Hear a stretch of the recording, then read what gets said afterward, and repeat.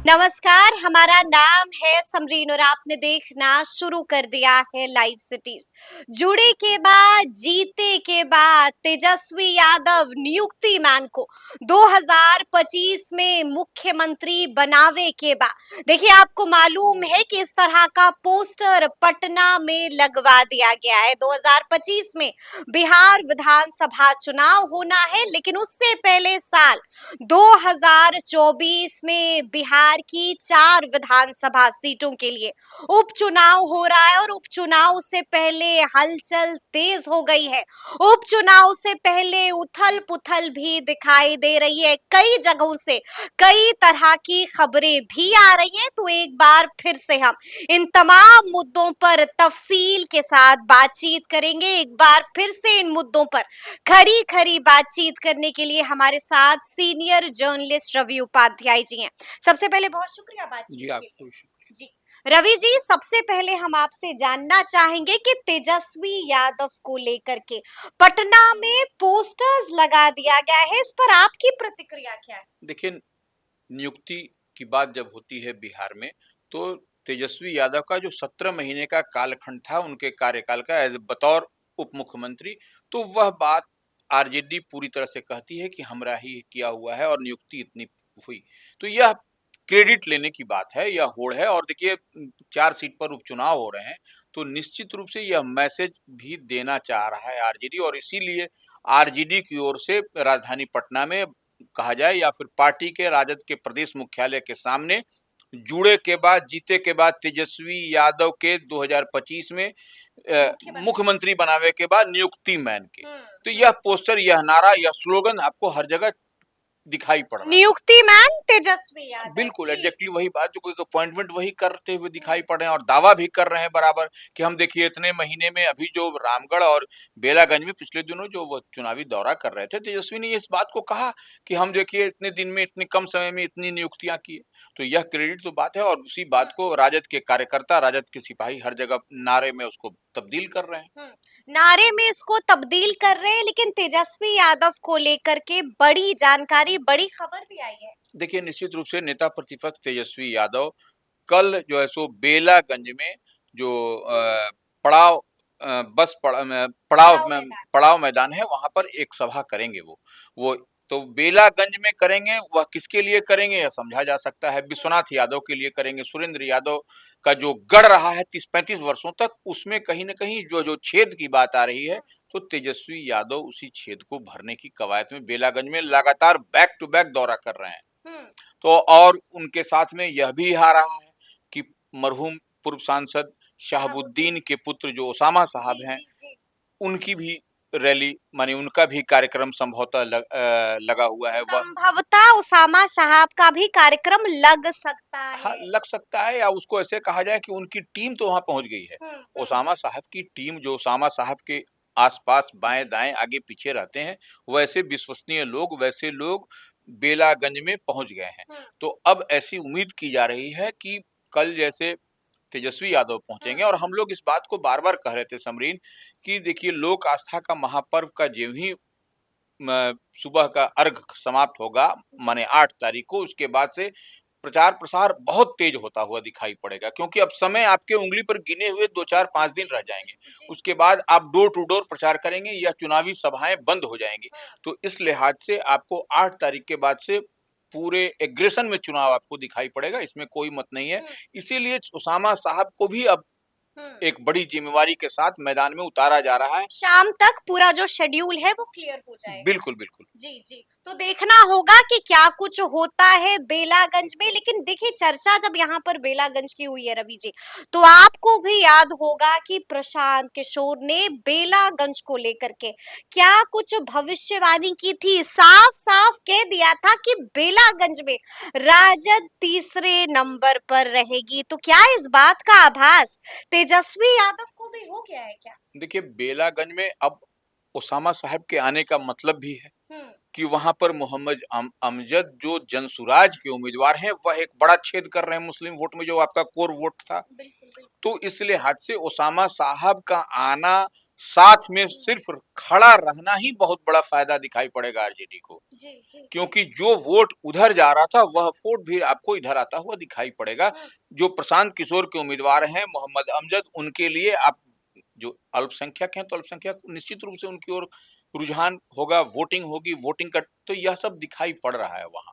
इसीलिए ओसामा साहब का आना भी वहां जरूरी है आरजेडी के नजरिए से अगर आप देखें तो। यानी कि तेजस्वी को भी एहसास हो गया है कि अगर कुछ नहीं किया गया तो फिर यहाँ पर नुकसान झेलना पड़ सकता है। निश्चित रूप से यह हर आदमी को दिखाई पड़ रहा है, तेजस्वी को ही नहीं, ये सबको दिखाई पड़ रहा है कि अगर यदि विश्वनाथ जो कैंडिडेट हैं राजद के, सुरेंद्र यादव के पुत्र हैं, अगर यदि उनको जीत सुनिश्चित करनी है तो ओसामा साहब और तेजस्वी की यादव की जो जोड़ी है उसको यहाँ पर मूव करना, बेलागंज में घूमना बहुत ही जरूरी है। बहुत ही जरूरी है। लेकिन हमने बीते दिन एक और बड़ी खबर देखी थी, सीएम आवास पहुंचे थे राजद नेता। इस खबर में कितनी सच्चाई है रवि जी? देखिए निश्चित रूप से बेलागंज में जेडीयू से मनोरमा देवी प्रत्याशी हैं और अशोक चौधरी जो कदावर नेता है जेडीयू के, वह एक तरह से कहें तो वही जो है सो फील्डिंग वहां सजा रहे हैं बेलागंज में। तो इस लिहाज से गया के कुछ बड़े और राजद के जो बड़ी जिम्मेदारी कई लंबे समय से उठा रहे थे, उनको गुपचुप तरीके से सीएम आवास में मिलाया गया है। यह कोई यानी कि बेलागंज और इमामगंज में जिन नेताओं की पैठ है, जिन राजद नेताओं की पैठ है, उनकी मुलाकात बीते दिन मुख्यमंत्री से हुई है। अशोक चौधरी ने करवाया है, इसमें कहीं कोई दो मत नहीं। और देखिए एक मुलाकात हुई है, आप नहीं कह रहे। हाँ, मुलाकात हुई है, बातचीत हुई है और तिथि भी तय हो गया है कि कब उनको तीर छाप का पट्टा उनको गले में डाला जाएगा।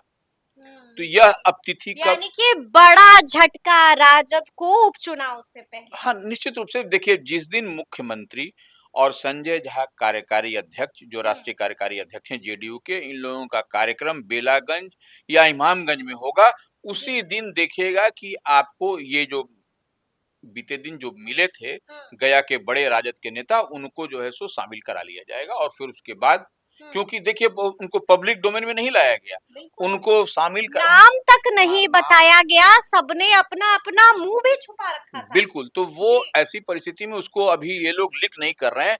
ये लोग मुख्यमंत्री की सभा में ही मंच पर इनको चढ़ा करके, इनको बैठा करके, इनको गले में तीर छाप का पट्टा दिया जाएगा और इनको शामिल करा लिया जाएगा। यानी कि बड़ा झटका लगा दिया है राजद को जेडीयू ने। बिल्कुल, बेलागंज और इमामगंज में आपको बड़ा खेल होता हुआ दिखाई पड़ेगा। बड़ा खेल होता हुआ दिखाई पड़ेगा। देखिए आज दिल्ली से पटना चिराग पासवान भी पहुंचे हैं और वो भी बता रहे थे कि मैं भी निकल रहा हूं। 8 और 9 तारीख को चिराग पासवान भी गरजेंगे बरसेंगे। देखिए चिराग पासवान का मूव करना ऐसे, हालांकि चिराग पासवान की पार्टी की ओर से तमाम जो स्टार प्रचारक हैं, जो भी प्रचारक हैं, उसके एक लंबी सूची पिछले दिनों जारी कर दी गई थी मीडिया में। बावजूद इसके चिराग पासवान नहीं आ रहे थे, तो या उनका शेड्यूल जारी नहीं हो रहा था, प्रोग्राम रद्द हो रहा था। हाँ प्रोग्राम रद्द पर रद्द हो रहा था, रद्द पर रद्द। तो ऐसे में सवाल बन रहा था कि जो मीडिया में जो चर्चाएं अंदर खाने में थी कि जीतन राम मांझी से उनकी ठीक नहीं छन रही है, ठनी हुई है। तो और दोनों ही जबकि नरेंद्र मोदी कैबिनेट में मिनिस्टर हैं, तो इस लिहाज से और कई मुद्दों पर दोनों की अलग अलग राय भी आती है, जबकि एक ही फोल्ड एनडीए में ही दोनों बने हुए हैं।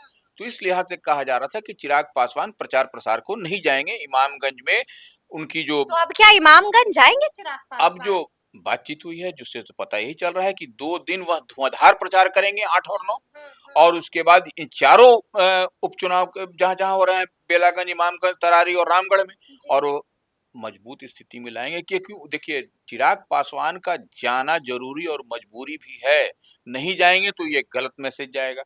अगर वो जाते हैं तो यह जो जीत का जो मार्जिन है वह ठीक रहेगा और बढ़ेगा, मजबूत होगा। तो यह बातें हैं क्योंकि उनकी समाज का जिस समाज की वो राजनीति करते हैं, जिस जमात की वो राजनीति करते हैं चिराग पासवान, उसका वोट है इमामगंज में, बेलागंज में, रामगढ़ में, आपको तरारी में। तो यह उनको उनके लिए जरूरी भी है घूमना। ये जरूरी भी है चिराग पासवान के लिए। देखिए अभी आपने जिक्र किया इमामगंज का, इमामगंज में भी आज कुछ हुआ है, वहां से भी बड़ी खबर आ रही है रवि जी।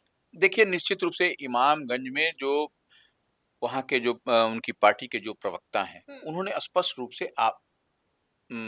आरोप लगाया है कि इमामगंज में जो दीपा मांझी जो उनकी पार्टी की प्रत्याशी हैं, संतोष सुमन की पत्नी हैं, बिहार नीतीश कैबिनेट के मिनिस्टर, और जीतन राम मांझी की पुत्रवधू हैं, उनके प्रचार वाहन पर कुछ असामाजिक तत्वों ने तोड़-फोड़ किया और हमला किया है। हमला किया, और वो उनका इशारा और हम्म। नाम लेकर के उपेंद्र कुशवाहा के बारे में बोला जो एनडीए फोल्ड में है, जीतन राम मांझी के बारे में बोला, चिराग पासवान के बारे में गाली-गलौज पीएम और मोदी के बारे पीएम में। मोदी के जी, बारे में। जी। तो यह सब बात एफआईआर तक पहुंच हाँ, गई वो है। उन्होंने कहा भी है जी। कि हम इस मुद्दे पर वहाँ के स्थानीय लोग जाकर के प्राथमिकी भी हम्म। दर्ज कराएंगे।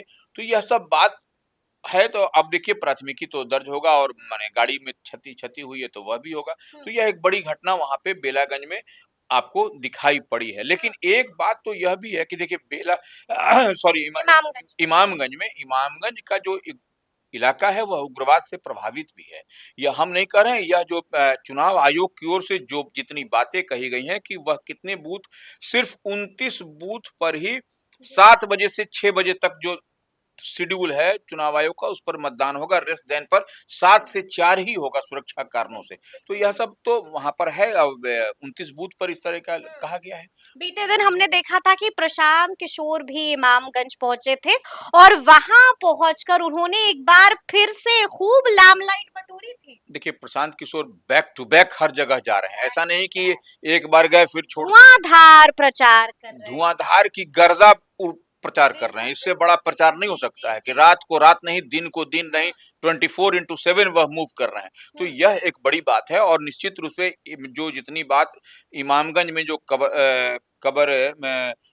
छबरबंदा है, छबरबंदा में जो जगह है वहां पर आपको एयरटेल का हाँ छकरबंदा, वहां पर एयरटेल का टावर नहीं था और माने कोई भी मोबाइल का टावर नहीं वहां नहीं आता था वहां पे। सोचिए कि इस वक्त में ऐसा भी एक गांव है जहां पर मोबाइल का नेटवर्क नहीं आता वही था। प्रशांत किशोर को आश्चर्य हुआ और देखिए ऐसे में वह इलाका भी उग्रवाद से प्रभावित है और अब तो खैर उग्रवाद की बात नहीं रह गई, लेकिन वहां के लोग जिन मोबाइल रखे भी हुए तो उनको पेड़ के फुनगी पर चढ़ करके बात करनी पड़ती थी, तब जाकर के मोबाइल का टावर मिलता था।